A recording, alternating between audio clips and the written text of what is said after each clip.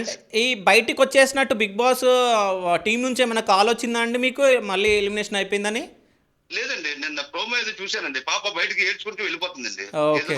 Voting ఏదో అయింది. అయితే ఓకే. నేను సోషల్ మీడియా అవి చూస్తున్నాను. ఓకే. పాప ఎక్కడుందో కూడా తెలీదండి. ఓకే. ఓకే అండి. అసలు హౌస్‌లో ఉందో బయట అంటే నేను ప్రోమోలో చూసాను వెళ్ళిపోవడం. అదే అంటే శ్రీజకి మాత్రం ముమ్మాటికి ఆళ్ళు 1000% అన్యాయం చేసింది ఈ 'బిగ్ బాస్' టీమ్ అనేది మాత్రం 1000 సార్. అందరూ 1000 అనుకుంటున్నారు. లాక్స్ అండి. హ్మ్. ఇప్పుడేంటంటే శ్రీజాకి ఇచ్చే సపోర్ట్ ఫ్యాన్స్, ఫ్రెండ్స్, ఫ్యామిలీ అందరిని వాళ్ళేంటి వెర్రిపప్పులు చేసాడండి బిగ్ అదే. బాస్. అదే. హ్మ్. నిజంగా మేమందరం తలదించుకుంటున్నామండి బిగ్ బాస్ హ్మ్. వల్ల. అదే. ఇప్పుడు ఒక ఆడపిల్ల ఎంత మానసికంగా క్షోభ పెట్టి శారీరకంగా హింసించేశారండి. అదే. అదే. అదే మా పాప ప్లేస్ ఇంకోటి ఎవరైనా ఉంటే ఆవిడ ఇంకా బయట కనపట్లేదండి. అవును. ఆవిడ పాపం ఎంత మానసికంగా వచ్చిన 2 వీక్స్ పాపం తిండి అది తినకుండా హాస్పిటల్ చుట్టూ ట్రీట్మెంట్లు తీసుకొని ఉన్నదండి. హ్మ్. మరి అలాగ ఉన్నది మరి ఏదో రికవర్ అవుతుందని సరే మళ్ళీ ఫోన్ తీసుకెళ్ళి మళ్ళీ రిలీజ్ చేస్తారండి. అదే. అదే. నిజంగా 2 వరస్ట్ అండి బిగ్ బాస్. హ్మ్. వాళ్ళకి కామనర్స్ అంటే ఇష్టం లేదండి. అదే.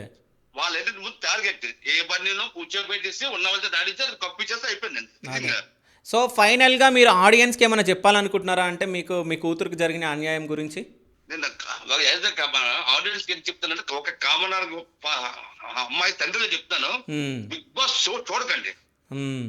ఒక ఎవరైనా పిలిచినా మీరు పంపించకండి. ఎందుకంటే మానసిక క్షోభ గురవుతారండి పిల్లలు. హ్మ్. పిల్లలు దానివల్ల పాపం వాళ్ళ మానసిక క్షోభ గురైపోయి రేపు పొద్దున్న ఏదైనా అఘాయిత్యం కూడా చేసుకుంటారేమో అని భయం వేస్తుందండి. ఆ! ఓకే. చాలా తప్పండి అది. బిగ్ బాస్ షో చూడకండి ఎవరు ప్లీజ్ దయచేసి. హ్మ్. నా కూతురికి జరిగిన అన్యాయం కూడా జరగకూడదని మిమ్మల్ని అందరిని ప్రార్థిస్తున్నాను. Okay. Sir thank you sir. Okay. Done. Thank you అండి. Thank you.